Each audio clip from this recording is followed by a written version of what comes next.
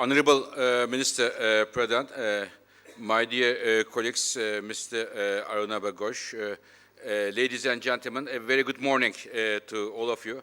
It's a great honor for me and for the International Energy Agency to join you and share our views about the global energy issues and also about India. First of all, let me tell you that when we talk about the global energy transitions or transformation, for us, it means three things. Number one, as many of you also agree, I am sure, have a better climate, addressing the climate change. Number two, reducing the air pollution. Number three, providing clean, affordable energy to all in the world. So all these three elements should be there when we talk about the sustainable transformation, clean energy transformation. I would like to thank Minister Pradhan for his excellent speech, providing an excellent framework for me, but I would like to take this opportunity to note his great leadership in the international energy arena. Ladies and gentlemen, when the oil prices go up, skyrocket, when it becomes dangerous for the economic growth of many countries around the world, one of the first leaders, world leaders I seek out to talk, to discuss is always Minister Pradhan. And I can tell you that in the recent months we have seen oil prices going up substantially, creating major challenges for the economic growth of India, other emerging countries, for the world economy. And again, it was Minister Pradhan I call up first, and as well as other world energy leaders. And those discussions did give the fruits, bear the fruits, and we have seen reasonable prices. And we owe Minister Pradhan, like the other world leaders, to have much more comfortable oil markets today. But in addition to his international leadership, Minister Pradhan did a lot of, as you know, all of you, much better than me, but looking from outside, I also note at home, providing access to LPG and having now the target, providing LPG across India by 2020 is a major, major achievement. Never underestimate this. It is not only an energy issue. It is an economic issue. It's a social issue. Many people talk about the gender issue in energy. Our NGO colleagues, women groups. In fact, if you talk about the gender and energy, this is at the heart of it, because the wood, agricultural waste, which are used to cook the meals, and the respiratory diseases coming from the indoor pollution affect, number one, women and the children. And LPG is there for them to breathe clean air. So therefore, this LPG program, the program of Ujjwala, is not only an energy achievement, but the achievement also socially and economically. And thank you very much, Mr. Minister, for achieving that. And I see that there is a very strong program and the target to bring 10 million households within the next 100 days. A very strong program, and I hope it will be very successful. Also, Mr. Minister mentioned bringing natural gas more and more people in India is a very important objective as well. When the program of PNG, pipeline natural gas, finished, about 70% of the Indians' population will have access to natural gas services, another important issue. One topic which is not very much talk, perhaps in India, but outside of the India, is the program of HELP, the hydrocarbon program, to boost the domestic oil and gas production. Why it is important? When you look at the India's economic prospects, very strong, talking about the very important objective of $5 trillion economy. One of the major challenges here is the current account balance, oil and import gas bill. How you can reduce the oil and gas import bill is one of the areas is to increase the domestic production. And HELP is there in order to make this increase the domestic production, reduce the imports, among other factors. And again, Mr. Minister was the leader who pushed the HELP program there. So many, many success stories that Mr. Minister, under his first term, achieved, and we hope to see more. Now, with CEW and IEA working since a long time in many areas, especially on the issue of environment, renewable energy, and transition. And I noted, dear Dr. Ghosh, that you are now opening a center for energy finance. This is very important. It is very important to understand the dynamics of investments, the challenges, the barriers in front of the investment, the money going to the right place. And therefore, I congratulate you for that, and we are there to support you for this very important work. And I understood that this afternoon there will be a joint study released on mapping the transition between IEA and CEW. Now, ladies and gentlemen, I would like to tell you in the next few minutes 3 things. First, some important points on the global energy picture.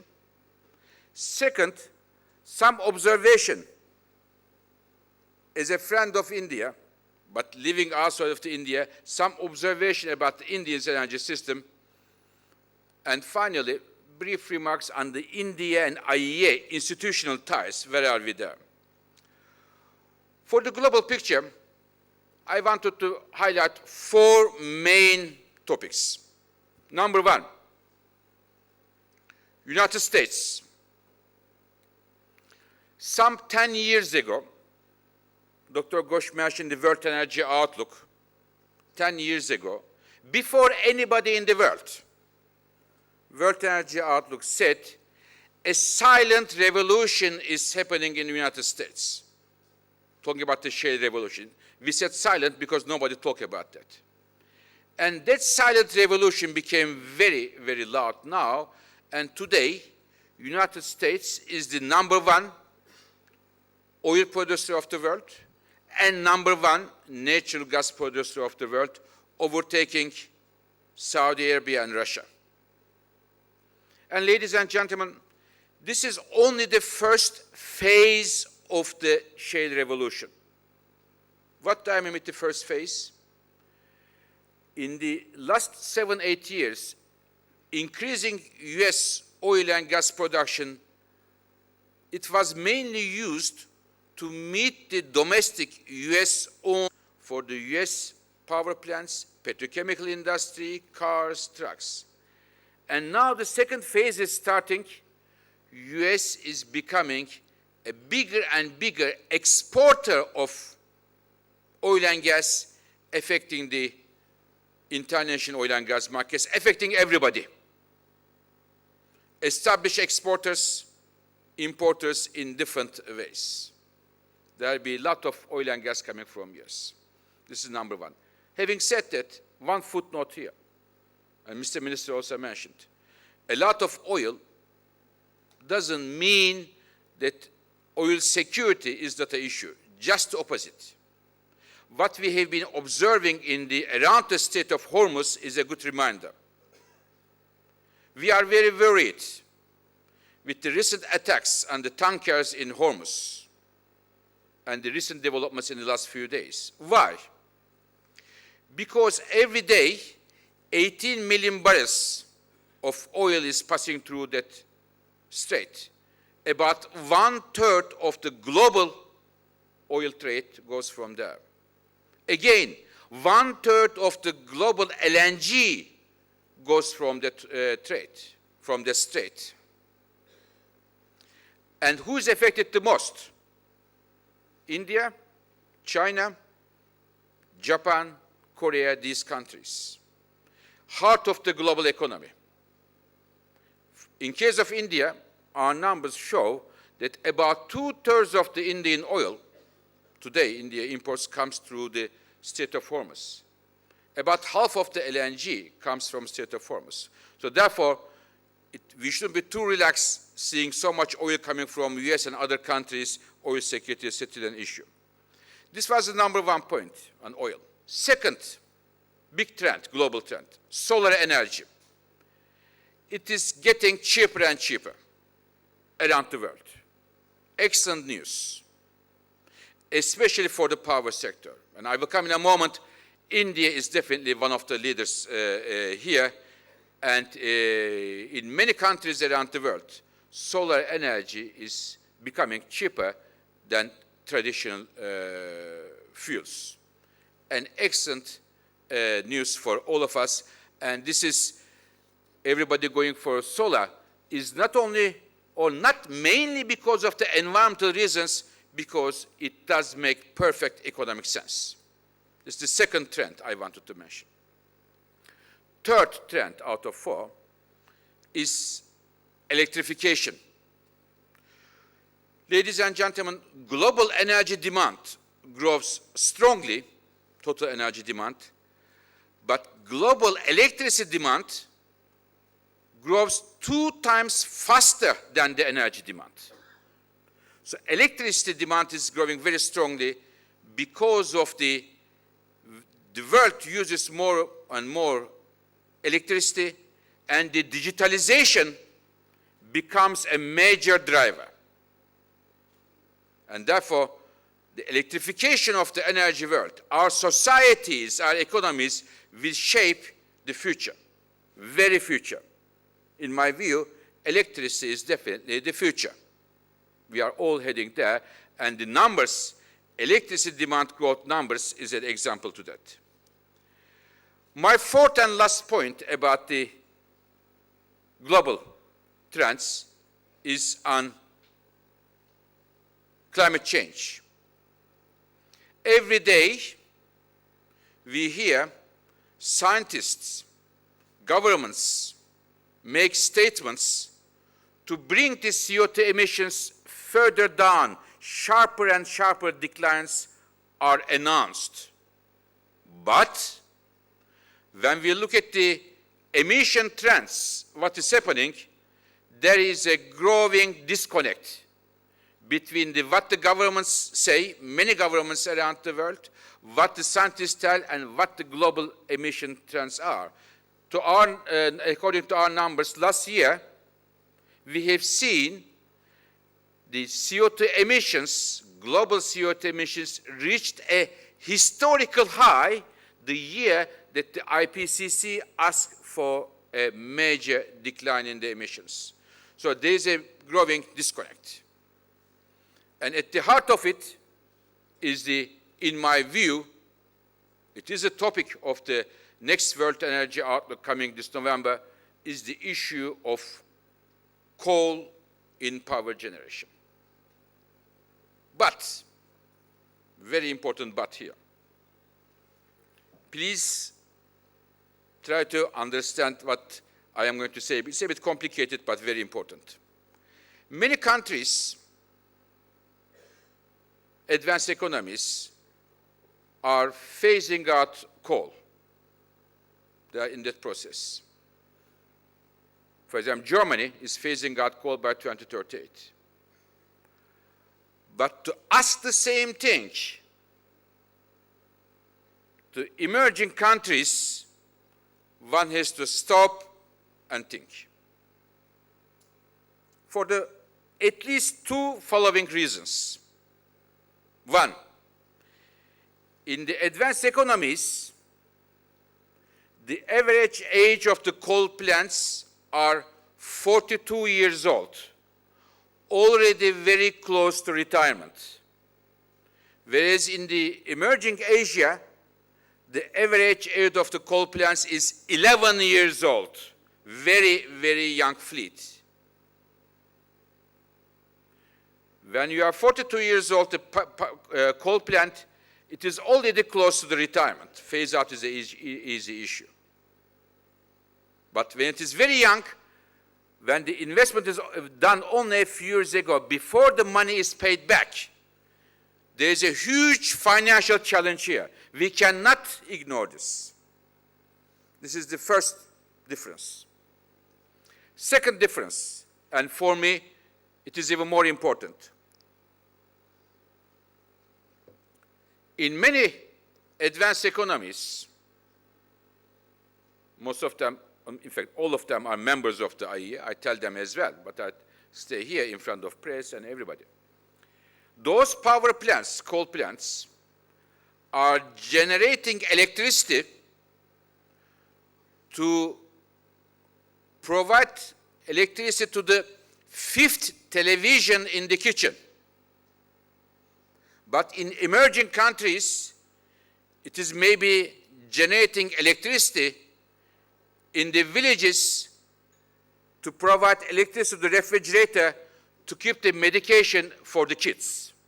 There is a big difference, a social difference here, and we cannot ignore this if we are serious, if we are honest. So therefore, I wanted to make this distinction between the countries from an International Energy Agency, as head of the International Energy Agency, and I believe this issue, this global issue, should be addressed in a fair manner. So these are, ladies and gentlemen, 4 observations. US oil and gas revolution, very important. Solar energy coming big time as a mainstream energy carrier. Electricity demand is growing very strongly with all its implications, and CO2 emissions are increasing year by year despite the calls and the targets set by the governments. Now about India, a few observations. In the year 2015, ladies and gentlemen, some 4.5 years ago, I was in India together with the Honorable Minister and Minister Goyal, who was the power minister at that time. We released a report which is called India Energy Outlook, look at the Indian energy prospects. And in that report, we look at the Indian energy dynamics 4.5 years ago, and I remember very well a line that I repeated that day and after throughout 4.5 years, which was the following. India is moving to the center stage of global energy affairs. 4.5 years ago, they said we were too optimistic about India. Many big newspapers, IEA is too optimistic about India. And now, what happened in the last 4.5 years showed that we were just spot on. And some of the examples I wanted to give you here. First, number 1, as of last April, India provided electricity to all its villages, and I know that all the households will soon have access to electricity. This is a huge achievement. Nobody can deny this. Unfortunately, Mr. Minister, unfortunately, I should tell you that this great achievement of India doesn't create international and excitement as it should create. It is not a shame for it's India, it's a shame internationally. This is a huge achievement, changes people's daily lives, ladies and gentlemen. And IEA is very keen to make it heard around the world.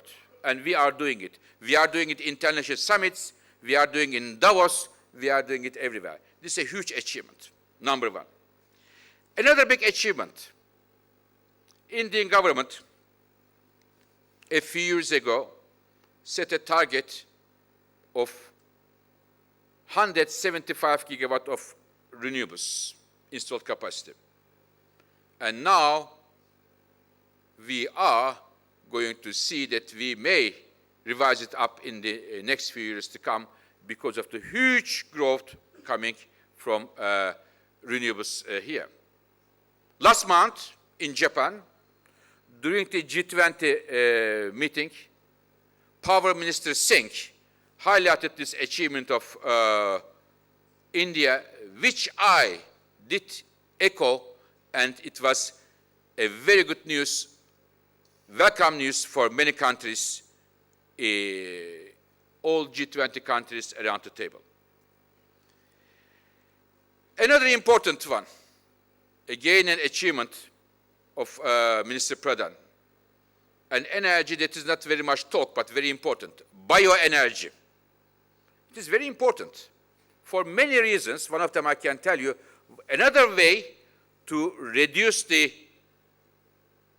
oil imports, helping the economic growth, helping the $5 trillion cause, $5 trillion cause. And Mr. Minister made a lot of effort, legislative policy efforts, to make the bioenergy a growing part of the Indian energy strategy. One of the works we do at the IEA is we look at the numbers. We believe in numbers. And last year, India received, because there's a trust in the economy, there's a trust, internationally trust for the Indian political stability. So Indian energy investments made last year reached about 90 billion US dollars. But more importantly, if you look at globally, the biggest increase in the energy investment in the world happened in India. This is very important. I want to underline. The biggest investment, energy investment growth in the world happened in India, a very important proof, the trust of the investors in the Indian economy and Indian political stability. And I believe with this government, with the second phase of this government, this investment will continue to grow.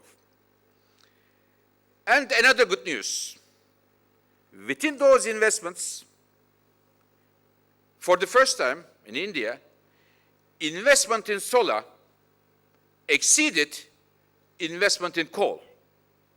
It's a big thing. Solar came from a tiny bit to exceed the investment in solar energy. So, ladies and gentlemen, looking at the current government budget for the 2019, I see there are many encouraging provisions for the energy-related issues, including electric vehicles, and they are all welcome by the International Energy Agency. And I am very happy to see that those achievements are, as we believe as the International Energy Agency, only the first good news that we will get from India for the next years to come. The last bit of my remarks is about IEA and India. As Dr. Arnaba Ghosh mentioned, I became the head of the IEA 3.5 years ago. And we had a new strategy, which is opening the doors of the IEA to emerging world. And in the year 2017, India became an associate member of the IEA in a ceremony I signed here the agreement with Minister Pradhan and Minister Goyal at that time. Currently, IEA has 38 IEA family members, 38 countries. India is being one of them, China, Brazil, South Africa, US, all of these countries, and we cover about 75% of the global energy use. And I, as of the IEA, don't want to be a United Nations. We want to focus on the key governments we have. And we are working in India with many important stakeholders: Minister of Petroleum and Natural Gas, Minister of Power, Minister of Environment, Forest, and Climate Change, and also with Niti Aayog.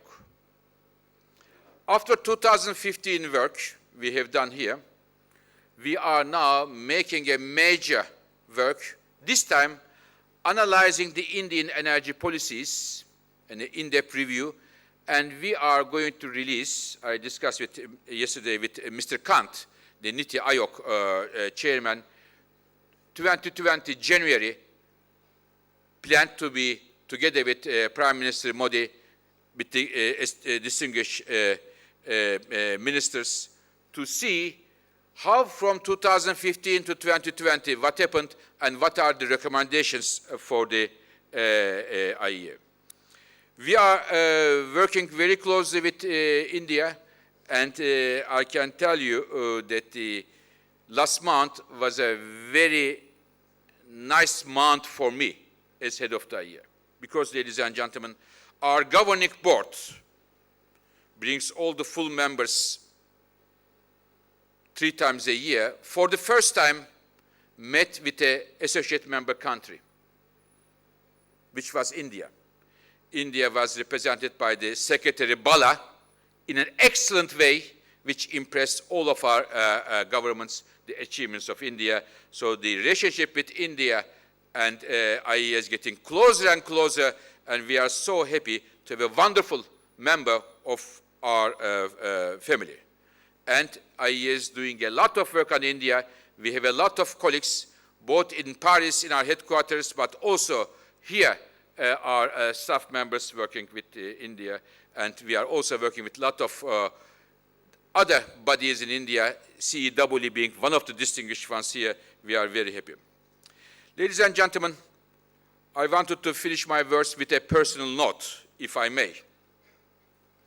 We are a professional body. We are not a political body. In fact, going beyond that, talking about personal issue, we are just within the family. We have only national, international guests and the media, not many of us here. So I can tell you that I am the 7th head of the IEA. We are 45 years old. I am the only person who is not political. I was, as Dr. Ghosh mentioned, just came as a simple economist. I was lucky enough to go up. So we are not political. But we follow the political changes around the world. What is happening, governments, which minister, and so on.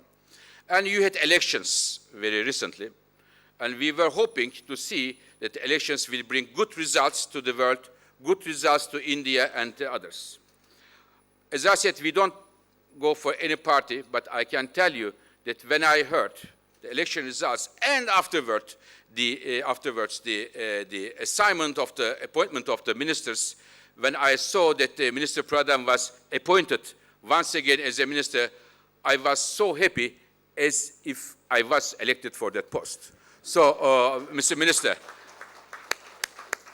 you are an asset for your country.